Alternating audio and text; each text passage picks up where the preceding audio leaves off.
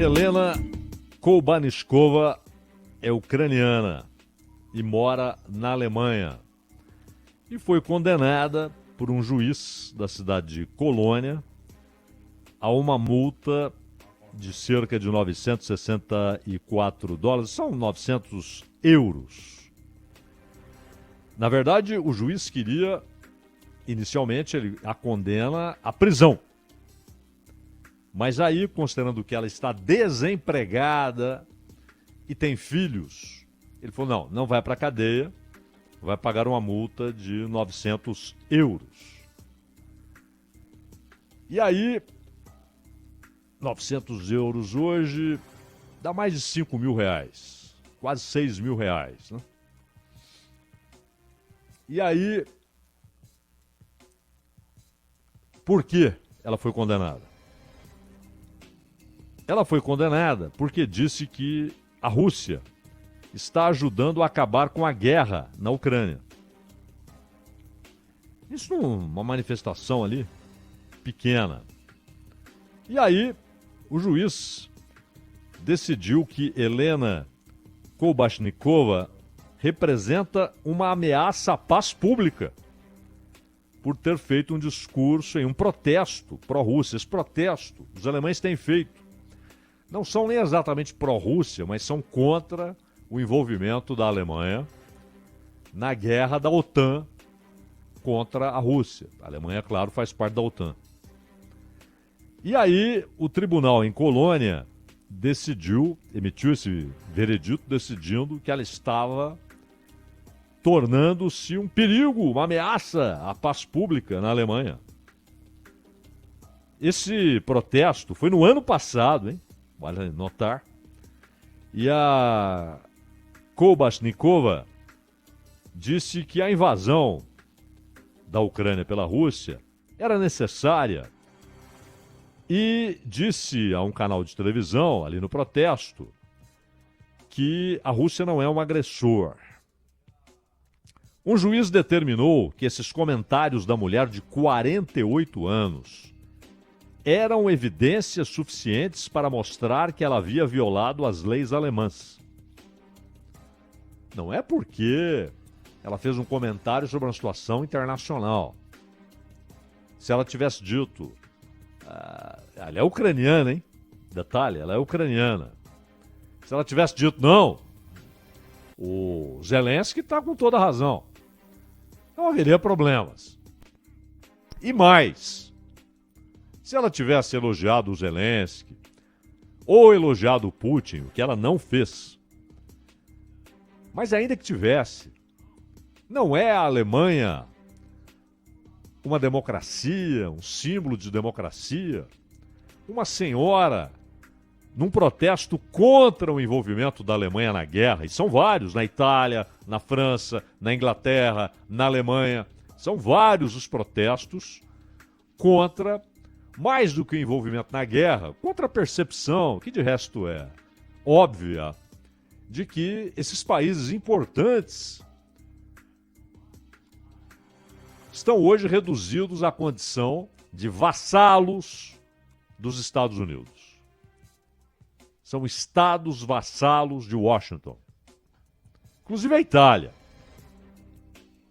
A senhora Giorgia Meloni foi eleita dizendo que, porque não seremos aqui apenas um satélite da União Europeia e a política externa, tudo balela. Inclusive deve sair agora, pretende sair, depende do parlamento italiano, pretende sair lá da nova Rota da Seda, porque o Biden mandou. Saiam. Como ele disse para a Alemanha, feche as torneiras do gasoduto russo. Depois, não satisfeito, mandou explodir o gasoduto russo e agora está dizendo que foi a Ucrânia. E aí, como dissemos ontem, Zelensky, nós te entupimos de dinheiro e de armas. Então agora se assume abacaxi aí. Não reclame da gente afirmar que foi a Ucrânia que explodiu o gasoduto. Não foi. Não foi. Foram Estados Unidos e Reino Unido. que explodiram o gasoduto. Então essa senhora... E é interessante, a sentença é ridícula, né? É uma sentença típica, já que estamos falando do judiciário alemão, é uma sentença típica do nazismo. Isso aconteceria, claro, seria pior, né? Mas se alguém tivesse dito algo contra a política externa de Hitler. Mas o judiciário veria como crime, e agora viu como crime. A diferença está na pena, né? No nazismo, a pessoa seria, na melhor das hipóteses, enviada para um campo de trabalhos forçados e, na hipótese mais provável, seria morta. Hoje isso não acontece, mas a consideração é a mesma. A de que ali há um crime. Que porcaria de democracia é essa? E ela disse que ela vive e dirá a verdade. Diz que é uma ativista da paz. Isso do lado de fora do Tribunal Distrital de Colônia, depois do julgamento, depois de condenada. E afirmou que se considera inocente e que estava pronta para ser punida se isso levasse, olha a expressão que ela usa, hein? A libertação da Ucrânia dos nazistas. Ela está dizendo que os nazistas estão no poder na Ucrânia. E por isso, como ucraniana, ela apoia a ação russa. Você pode discordar inteiramente, você pode concordar parcialmente, concordar inteiramente, não importa. É a opinião de uma ucraniana que vive na Alemanha. E aí o judiciário alemão decide que isso é um crime e que aquela mulher, desempregada, com filhos, com quase 50 anos de idade, é uma ameaça à paz. Não é à toa que a Alemanha tem hoje o Olaf Scholz na chefia de governo. Um sujeito que ouviu do Biden ali no jardim da Casa Branca: a Alemanha vai fechar o gasoduto. E ele calado. Eu fico pensando um De Gaulle ouvindo aquilo, né? Ele viraria e diria: o que você está dizendo? Isso é uma decisão da França. Se fecharemos ou não, nós decidiremos. E essa deveria ter sido a resposta do Scholz. Essa é uma decisão da Alemanha. E continuou.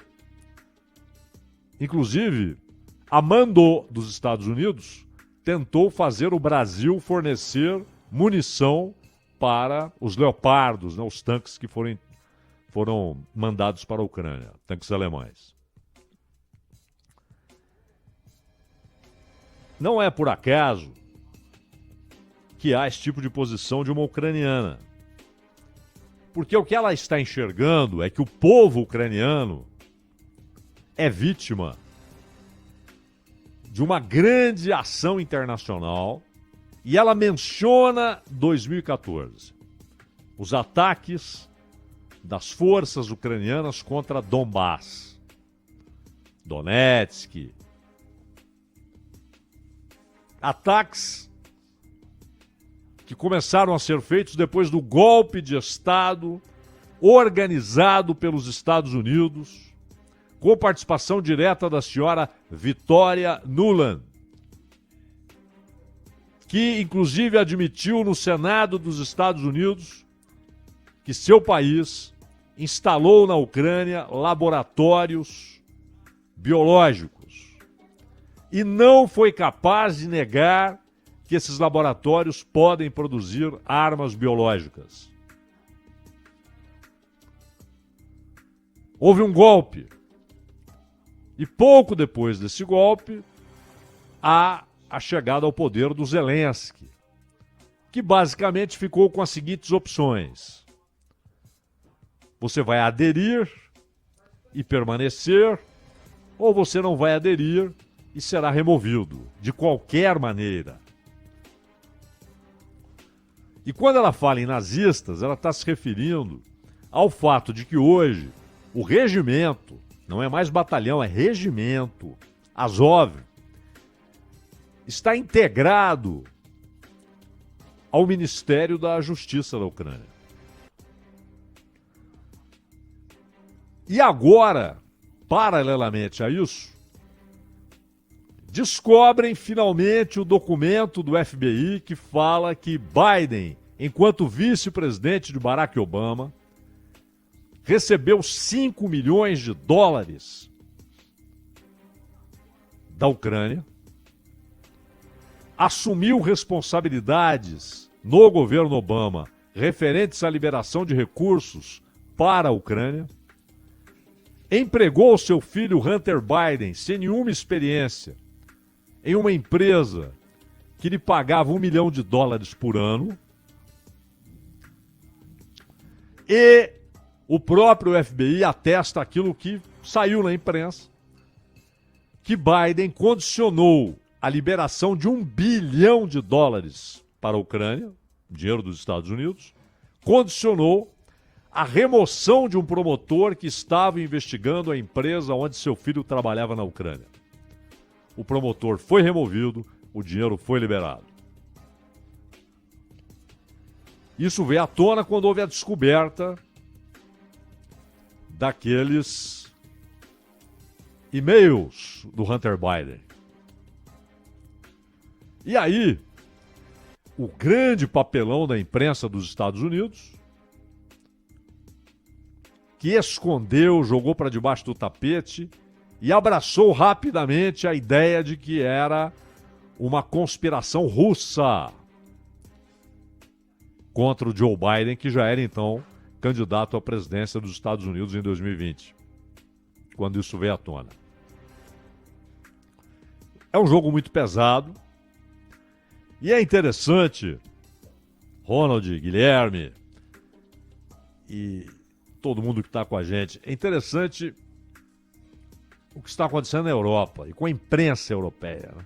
Não só com a dos Estados Unidos, que aquela que é corporativa, né, tornou-se um monte de mentira panfletária, né? Um negócio cretino, porta-voz de governo, né? Isso é o antijornalismo.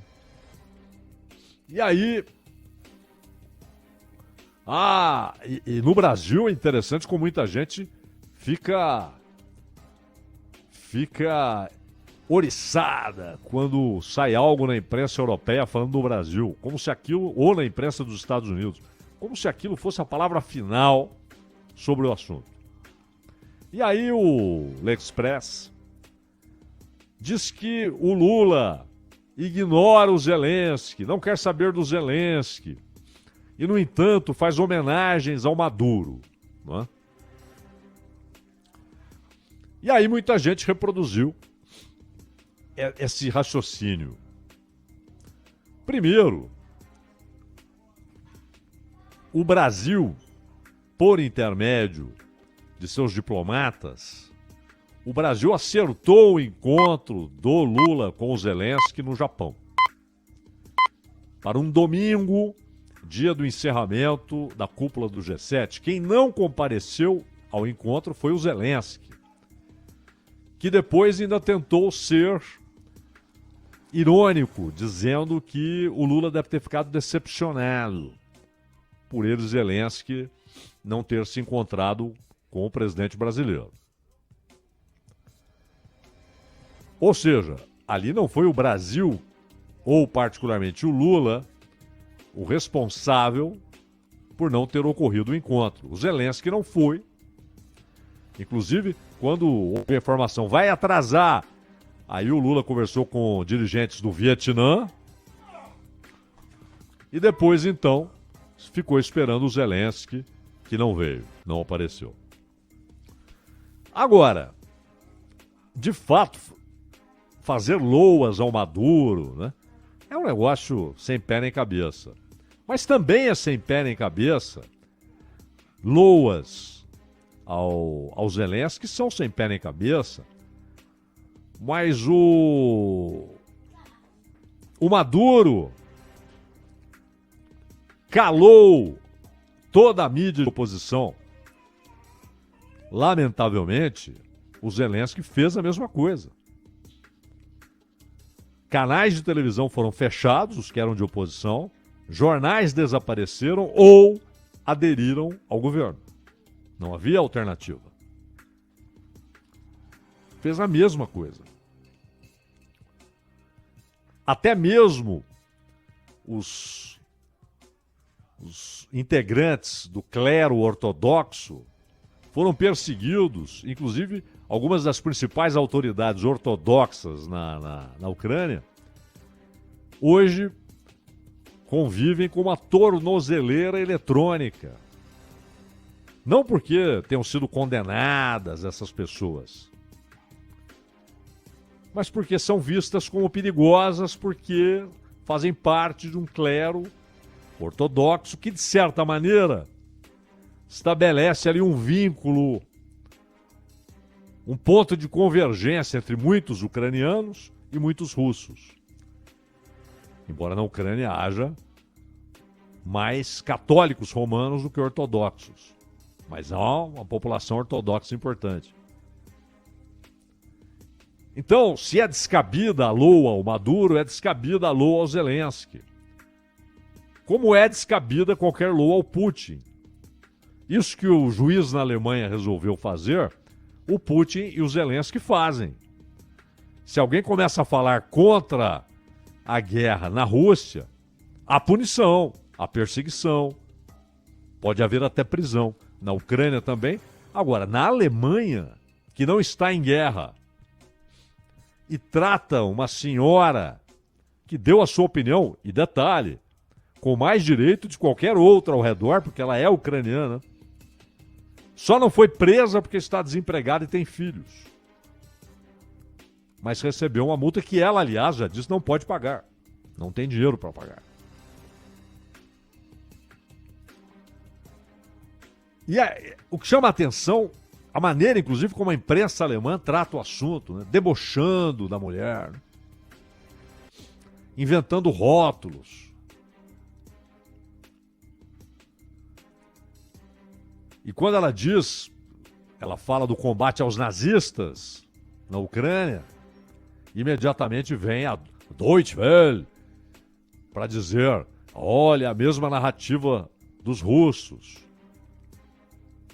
Que seja, é uma opinião de uma senhora numa praça pública. A condenação é uma vergonha para o judiciário alemão e para a Alemanha, para o atual momento da Alemanha. Uma vergonha. É uma decisão, repito, que teria sido tomada pelo judiciário nazista. A diferença, claro, é a pena, né? Uma diferença vital, literalmente vital. Agora, sim, é uma questão de vida ou morte. Ela teria sido morta na Alemanha nazista. Hoje não é isso. Mas o fato de haver a condenação é indecente. Mas a imprensa que se porta assim é a mesma que bate palmas para o que está acontecendo com o jornalista que fez o mais importante trabalho no jornalismo do mundo no século XXI. Ele não é o melhor jornalista do mundo, ele não é o mais importante na sua carreira, mas ninguém fez trabalho mais importante do que Julian Assange, que revelou toda a podridão com fachada de democracia, mas a podridão que há nos porões do Estado de Segurança dos Estados Unidos, o gigantesco, incomparável esquema de vigilância e espionagem, do qual, aliás, o Brasil foi vítima na época, porque ao espionar a presidente brasileira, isso, obviamente, foi uma agressão à soberania brasileira. Ao espionar a Merkel, Dilma e Merkel foram espionadas. Foi uma agressão ao povo alemão. E os Estados Unidos fizeram isso no governo do Obama.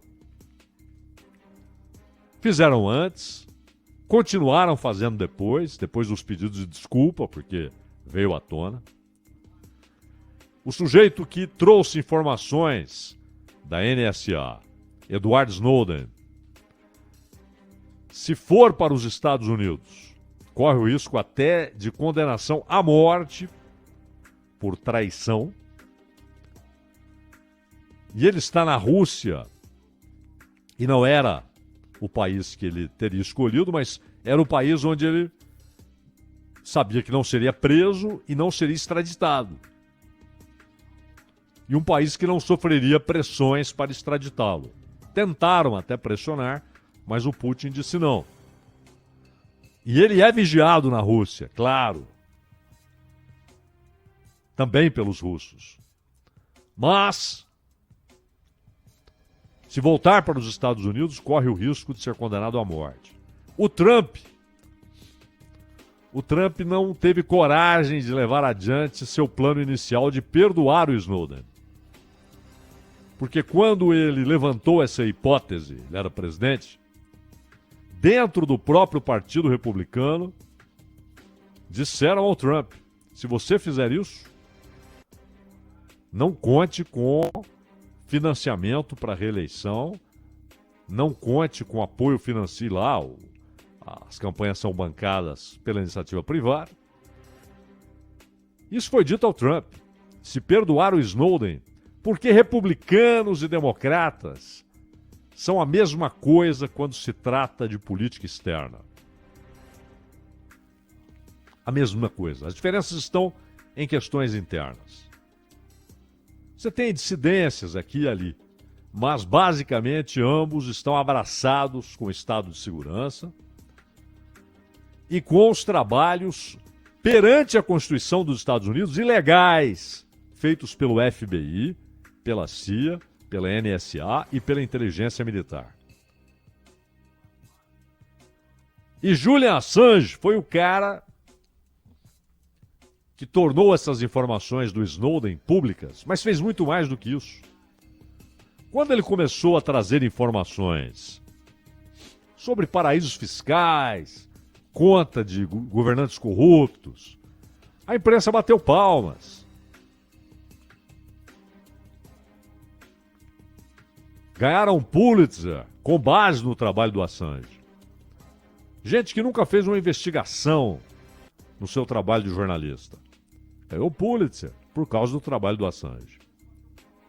E como diz o Greenwald, um cara que ganhou e mereceu ganhar o Pulitzer, não há trabalho mais importante